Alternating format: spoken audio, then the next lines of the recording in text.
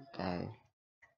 Assalamualaikum warahmatullahi wabarakatuh. Welcome back to Miriam, and then now I'd like to explain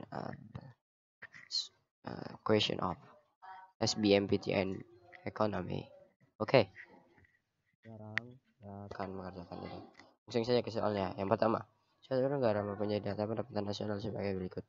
Konsumsi masyarakat 90 juta, pendapatan laba usaha 20 juta, pengeluaran negara 130 juta, pendapatan sewa 40 juta, pengeluaran investasinya 50 juta, ekspornya 15 juta, dan impornya 20 juta.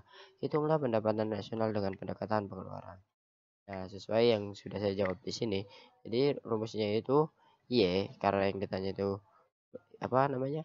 Pendekatan pengeluaran. Jadi itu bisa disingkat seperti jadi Y. Nah, itu C plus I plus Q plus X dikurangin M. X kurangi M itu maksudnya ekspor dikurangin impor. Sedangkan yang G itu merupakan pengeluaran negara, dan yang I itu merupakan pengeluaran investasi, dan yang C itu konsumsi masyarakat. Nah, di situ sesuai di situ tinggal rumusnya kita tambahin dulu. Kita tambahkan yang di luar kurung itu, dan yang dalam kurung itu kita kurangkan. Jadinya 15 dikurangi 20 lebih.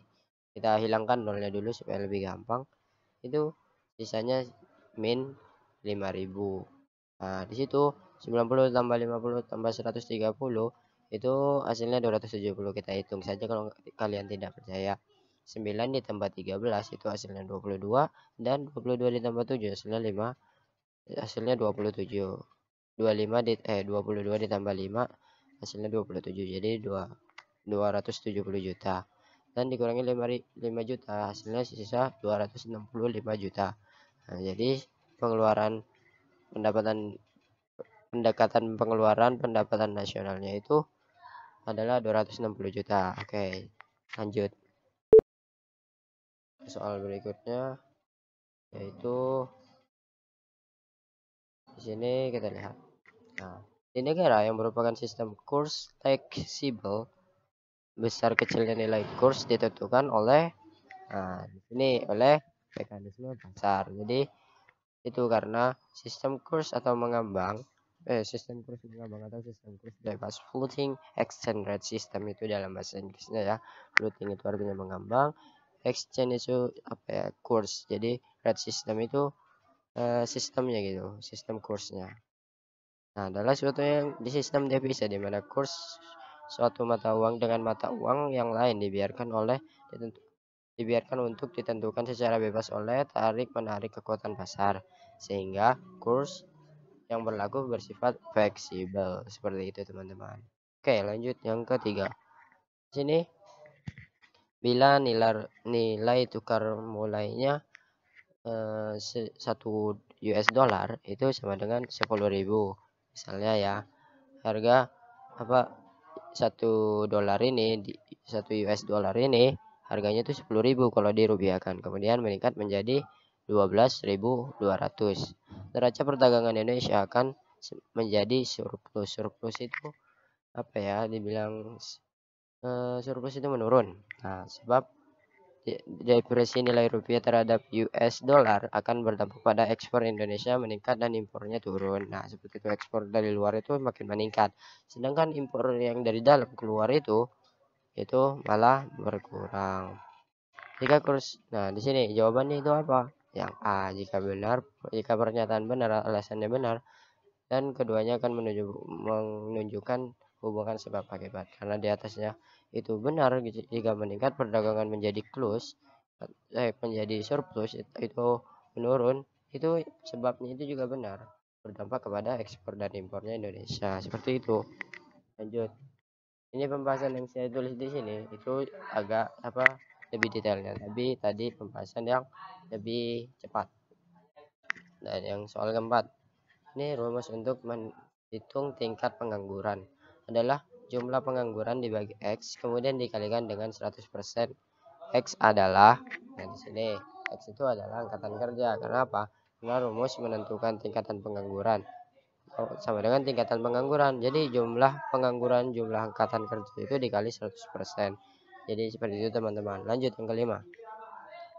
Penyebab terjadinya demand pull inflation adalah yang B, kenaikan permintaan agregat. Seperti yang saya tulis di sini, ini panjang sekali teman-teman. Nah, supaya lebih detail, karena demand pull inflation itu adalah inflasi yang terjadi yang disebabkan oleh kenaikan permintaan melebihi penawaran atau di atas kemampuan berproduksi. Demand pull inflation ini terjadi karena adanya kebijakan moneter explain easy money policy atau politik longgar. Artinya kebijakan untuk meningkatkan permintaan agregat sehingga dapat menaikkan pendapatan nasional dan produk nasional dan berakibat terjadi kenaikan harga-harga inflasi. Jadi seperti itu teman-teman. Nah, kalau yang ini permintaan agregat itu kalian bisa baca sendiri di sini. Oke, ini kita lanjut ke soal yang terakhir, yaitu istilah untuk menunjukkan bahwa suatu negara tidak melakukan ekspor atau impor dengan negara lain itu disebut autarki. Autarki itu adalah politik autarki. Jadi autarki itu adalah suatu politik. Nah, politik autarki adalah kebijakan perdagangan dengan tujuan untuk menghindari diri dari pengaruh-pengaruh negara lain, baik pengaruh politik, ekonomi maupun militer. Sehingga kebijakan ini bertentangan dengan prinsip perdagangan internasional yang menganjurkan adanya perdagangan bebas. Jadi seperti itu. Tapi kemungkinan besar seluruh negara yang ada di dunia ini itu rata-rata itu tidak autarki. Ada beberapa negara yang autarki karena kita itu makhluk sosial, saling membutuhkan satu sama lain. Jadi seperti itu teman-teman. Dan cukup sekian yang bisa saya sampaikan tentang soal SBMPTN ekonomi yang kedua. Yang sebelumnya itu sudah ada, tapi itu cuma 3 soal. Nah, ini soal 6 soal supaya lebih banyak. Oke, sekian dari saya, kurang lebihnya mohon maaf. Wassalamualaikum warahmatullahi wabarakatuh. Thanks for watching.